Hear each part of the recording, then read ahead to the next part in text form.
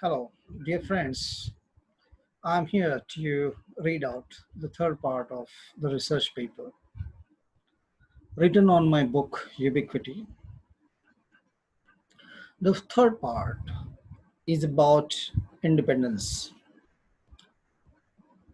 The quest for independence or freedom is the last aspect of American transcendentalism that will be discussed in this paper as depicted in the poetry of Ralph Waldo Emerson and PRAMOD Pawar Ambadasrao.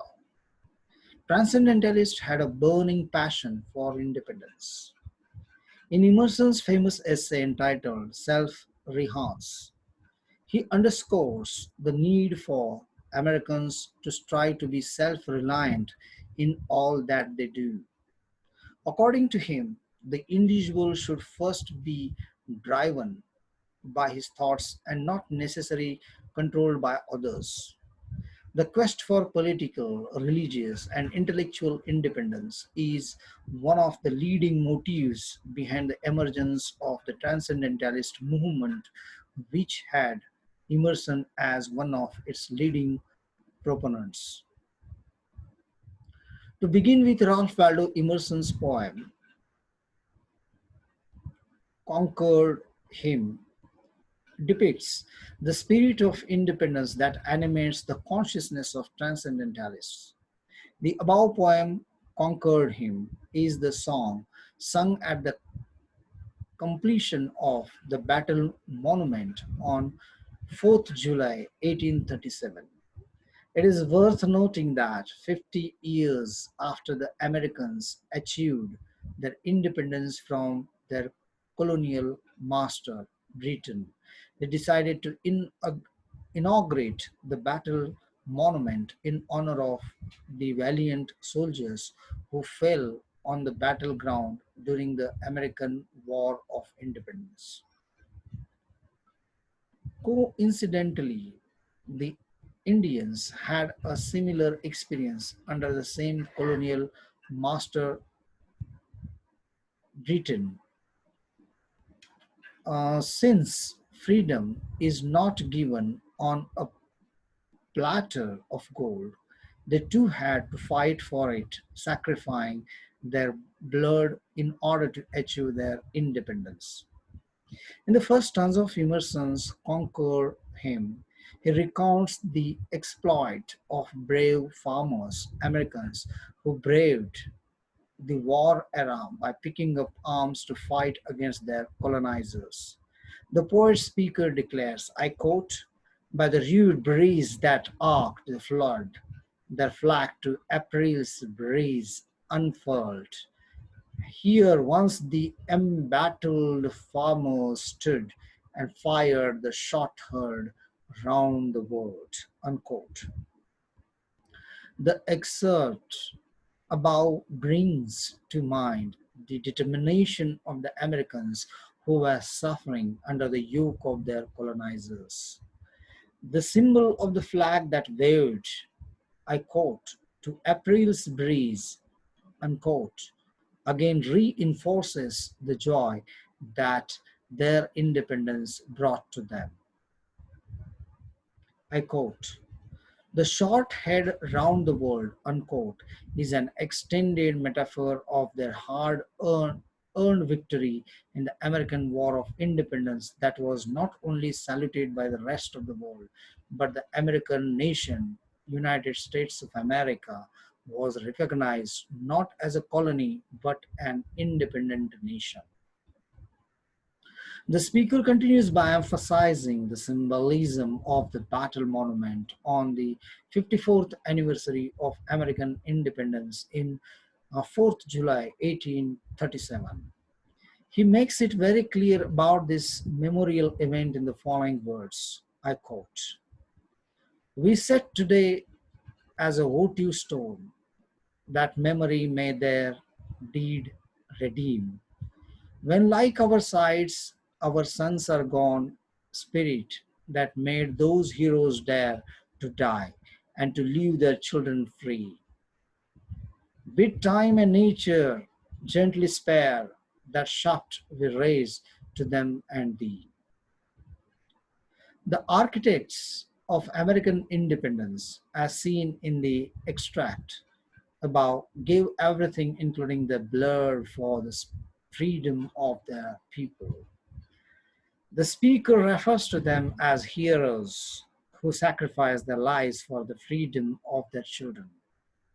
Those living to commemorate their exploits, like Emerson, equally feel honored and proud to have had freedom fighters that selflessly fought for the liberation of the American nation so that the children and unborn children will live in freedom, liberty, and prosperity. It is indeed such an independent spirit that animated the thoughts of American transcendentalists, with Ralph Waldo Emerson as their leading proponent. In the realm of Indian poetry, the spirit of freedom is also expressed. Although Pramod Pawar's ubiquity does not make reference to the quest for political freedom, like the case of Emerson in his poem above, the idea of freedom of thought and action runs across his poetry. Pawar Pramod Ambadasrao, in his Ubiquity, buttresses his idea of independence by stressing the need for his readers to treasure the freedom of thoughts. The individual, according to him, must be in full control of his or her actions. This is how the poet speaker in Ubiquity puts it. I quote, all begin and end into me. All begin and end into me. I am the power. Unquote. I repeat, all begin and end into me. All begin and end into me. I am the power. Unquote. 39 line. Page number. In the excerpt above, Pawar Pramod stresses the fact that he is the beginning and the end of his actions and the power to do everything that pleases him and not necessarily being controlled by others. It is this very quest for independence that committed the consciousness of the Indians to valiantly fight for their independence after years of colonization under the British. Like the Americans who were also under the bondage of British imperialists, the Indians also found themselves perpetually being exploited, tortured, and discriminated against by their colonial master. The rise of Mahatma Gandhi in India, just like the rise of George Washington in America, precipitated the independence of today's modern India. The transcendentalism of Pramod Pawar, as manifested in his quest for independence or freedom, is often revealed when he passionately seeks for a safe refuge for his soul.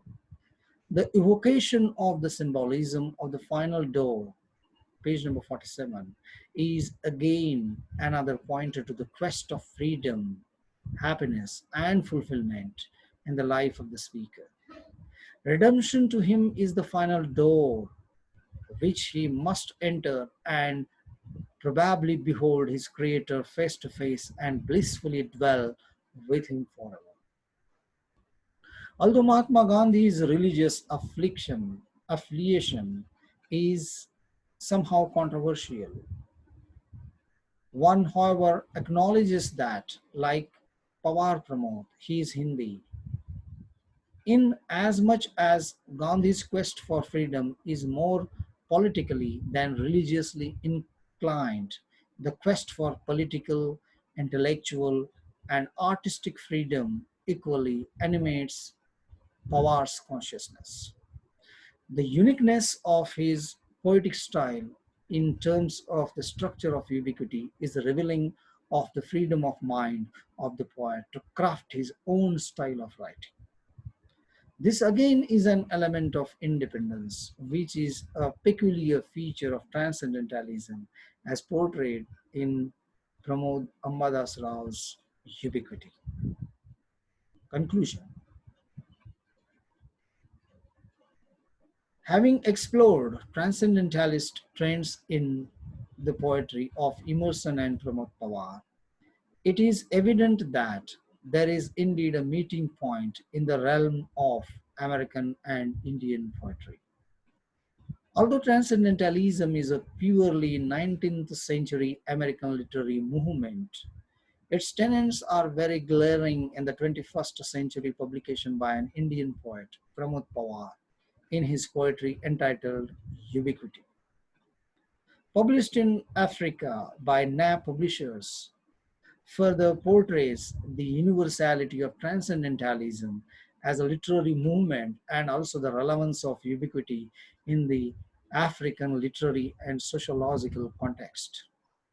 The celebration of nature and celebration of nature, the central place of religion in the transcendentalist thought, and the unflinching passion for independence are the tenets of transcendentalism that have been examined in the poems of both authors under study.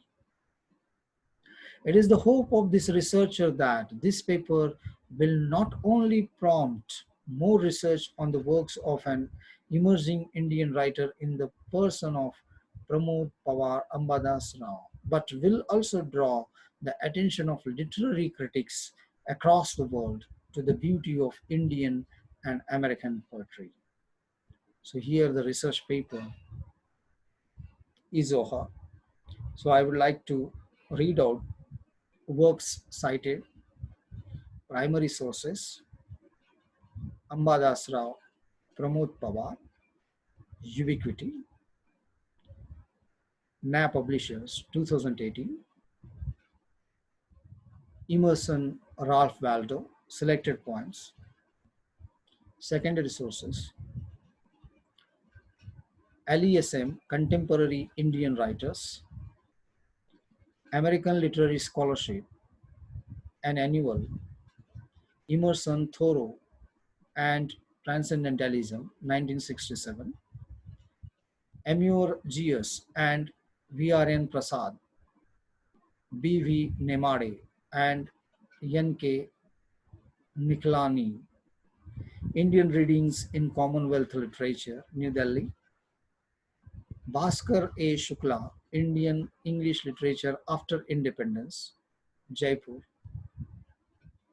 Cross-Colin, The Fall of the British Empire, 1918-1968, Dissertation Abstracts International, 33, Emerson and the Hindu Scriptures, 1972, Alison Juliet, Emerson's Romantic Style; Gross Robert A., Transcendentalism and Urbanism, Concord, Boston, and the Wider World; Gupta R.K., Emerson and the American Image of India, Literary Criterion, 18.1, 1983; K.P. Karunakaran, Modern Indian Political Tradition, New Delhi; Keswani K.B., History of Modern India, 1800 to 1984, Bombay; May Henry, The Enlightenment in America, New York, Oxford University Press, 1988; Barrington L. Vernon, Main Currents in American Literary Thought; Peter, Literature in America, An Illustrated History, New York; Poetry Foundation, Ralph Waldo Emerson, 1803 to 1882; Raghavan Iyer, Moral and Political Writings of Mahatma Gandhi; the Independence Hall Association, Transcendentalism and American Philosophy; the Random House Dictionary of the English Language, New York; Webster's New International Dictionary, a dictionary of English language. So this is the work cited. I just put forth the primary and secondary sources for the research work, which was written by a scholar. And here I would like to say one thing, that I am really honored that my ubiquity was accepted by the NAP publishers Cameroon. One of the branches is there in United Kingdom, UK, and it's a great honor because ubiquity was compared with Ralph Waldo Emerson's works. And whatever I feel about the nature, the existence, human existence, human suffering, restlessness, and innate desire and curiosity to know the unknown, to know the transcendental things in life. Whatever my mind grasps, I penned everything I experienced internally and externally. Poetry is nothing but externalization of internalization of the ideas that contemplated inwardly, coping with the soul. I do not want the others to criticize irrelevantly on the text. I want others to find out various ways in interpreting the world, the religion, the nature, time, beauty, and everything. Whatever we perceive is deception, and whatever is deception is not perception. So, what exactly I feel about human life is an incessant chain of sufferings. It's a continual chain of suffering in every life because a man knows nothing what happens after death. Death is an inevitable factor to all the existed things, especially human beings. There are different reasons for death, but what should be the purpose of man throughout the life? Only to come and go means life. It's more than that. If we study the Ramayana, the Mahabharata, in every religion, the religious scriptures, a thorough study of things existed in the nature, we come up with the solution that who is the invisible power. There are different ways to reach where we cannot reach, but still, this is the sincere attempt of each and every individual on the earth to know the nature, the God, the transcendental things. So I hope that those who are viewing this video must at least read once Ubiquity. It's available online. You can download, you can read. It's very simple. It will take 1 or 2 hours to finish poetry, but it will certainly generate numerous questions in your mind. What happens is that Man interprets nature differently as per his knowledge, intelligence, perception. But this interpretation demands further interpretations because it is differently interpreted by different people at different times. But still, the crux of the matter is the same. What exactly I mean to say is that human life has the purpose. We need to act well, do well, live well in order to redeem ourselves from the cyclical pattern of birth and death. We should never question others. We should question ourselves. We will get all the answers. If you know who sits within you, you will know everything. It's not necessary that you need to interpret the internal things.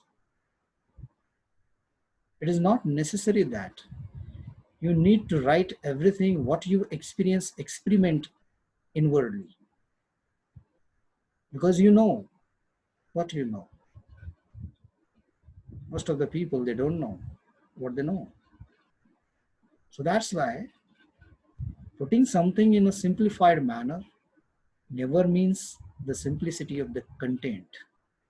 Content is has its depth because everything should not be taken in a light consideration. It has its height of interpretation, speculation, introspection. There is one more thing which is very crucial in understanding ubiquity is intuition, intuitive knowledge, cognitive knowledge of things we perceive. So because I'm not the first person in the world who is talking all these things. Every born individual knows this, tries to express what he feels. But there are many questions in nature which makes man unanswered. In science, what happens? Things are experimented, proven scientifically, and put forward. Because in science, reasoning, experimentation are predominant. Whereas in literature, in philosophy, they rely on ideas, which is the source of all research. An idea is the resource of research.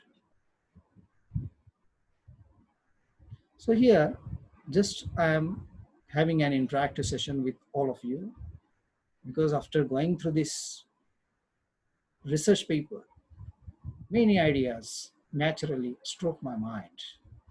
And spontaneously everything comes to my mind. I'm talking to you. There is no paper or anything else. I'm reading and talking to you. Just I want to say a few things that in life, many questions remain unanswered because we have been struggling in each life to understand what something is, but we know what something means. What something is different from what something means. It's very easy to define things in nature. We can give thousands of definitions of things all around us.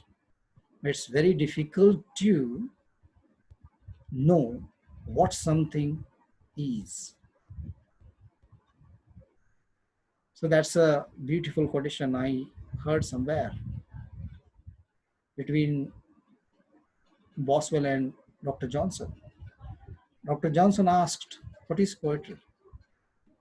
Boswell says, we all know what light means. We all know what light means, but we don't know what it is. It means it's very easy to understand things. It's very easy to know the definition, interpretation, reinterpretation, discourses. It's very difficult to know what something exactly is.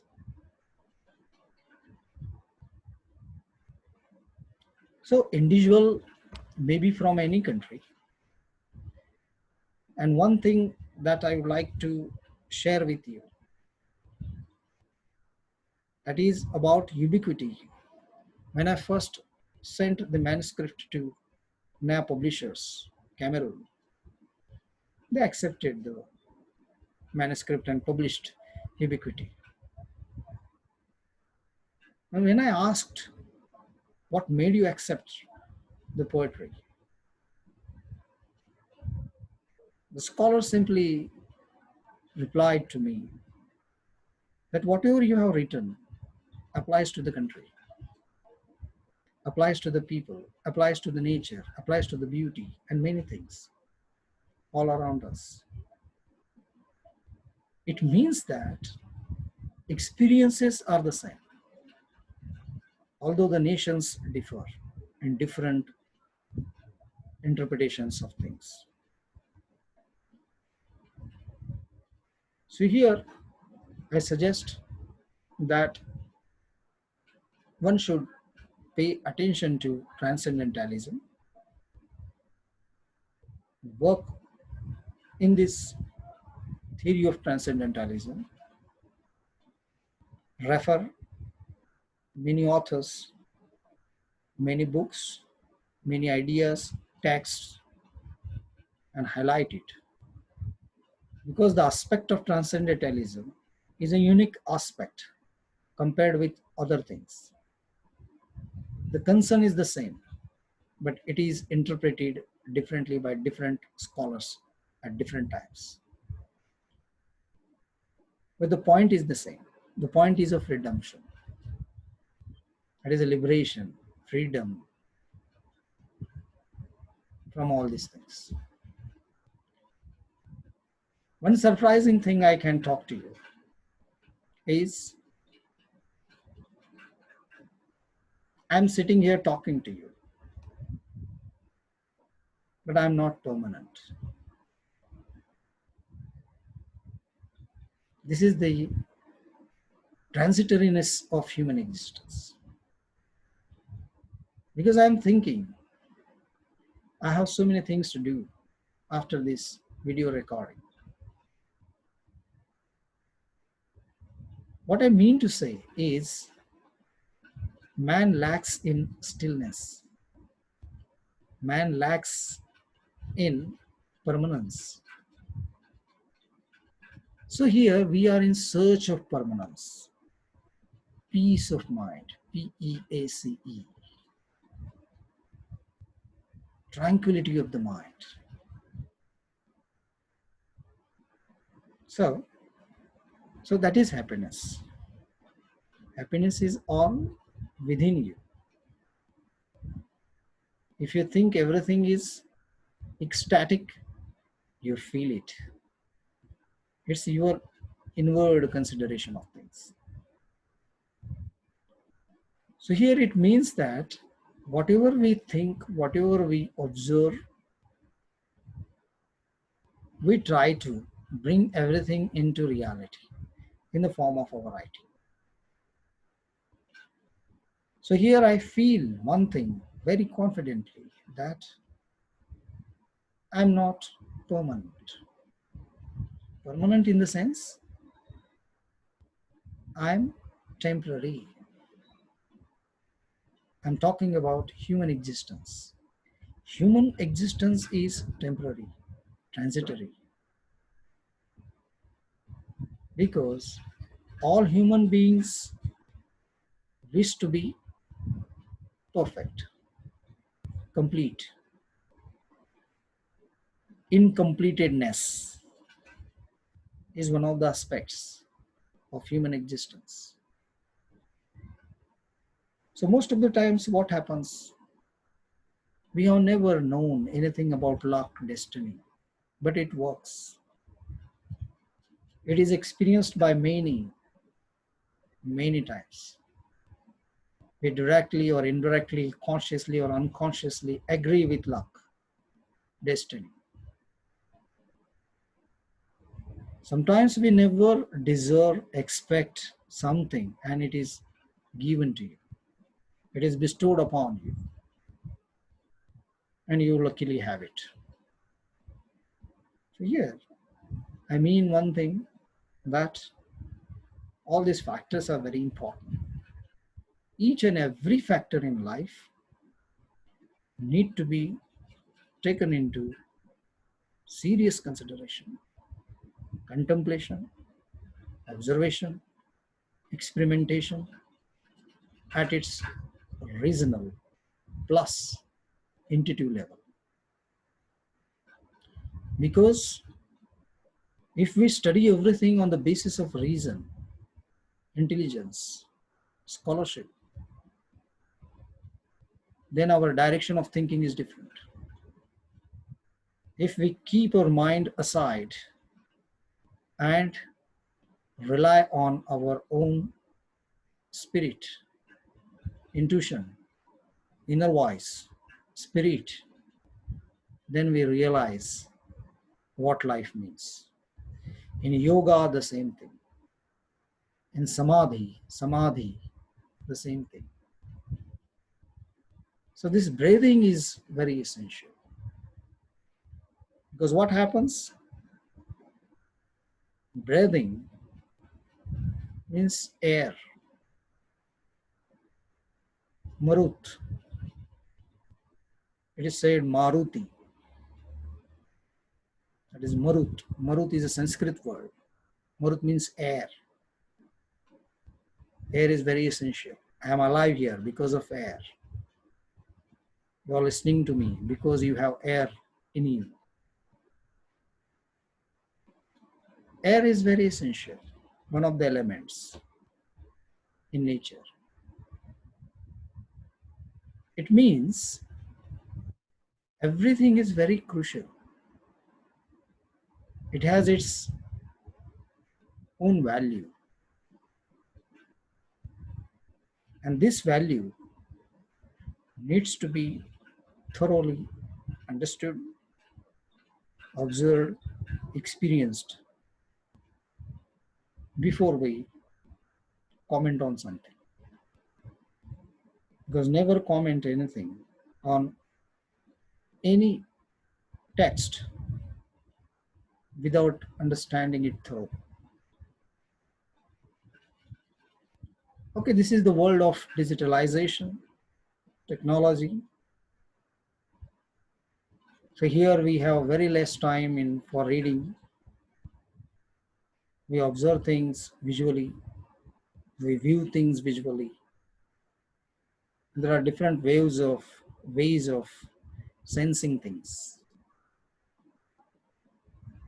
And this sensing aspect of human personality is very crucial in understanding the knowledge within and without. Thank you very much.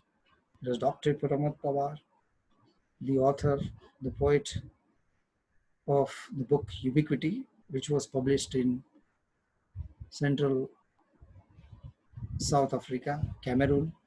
If you have any questions, please send me the mail, Dr. Pramod Ambassador Pawar @gmail.com.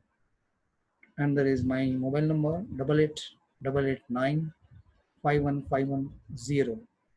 So you can see a number of videos on YouTube. Just Google my name as Dr. Pramod Ambadasrao Pawar. I am also working as an editor. It is the chief editor of Epitome, International Journal of Multidisciplinary Research. If you have any doubts, any questions, any queries, you can directly contact me or WhatsApp me. My WhatsApp number is 8888951510. Thank you.